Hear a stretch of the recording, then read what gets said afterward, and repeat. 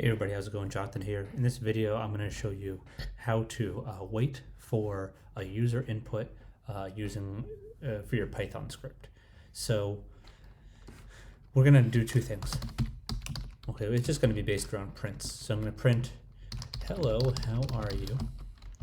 So the console is going to print that out. Yeah, that's done. Just run that script, very easy. Hello, how are you? And then it's going to wait, input.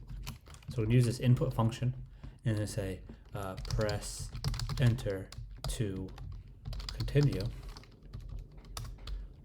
Print.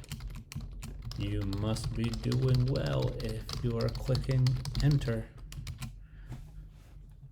So we're going to run this script, 3 lines of code. So it's going to say hello, how are you? And it's going to say press enter to continue. And now I'm going to press the enter button.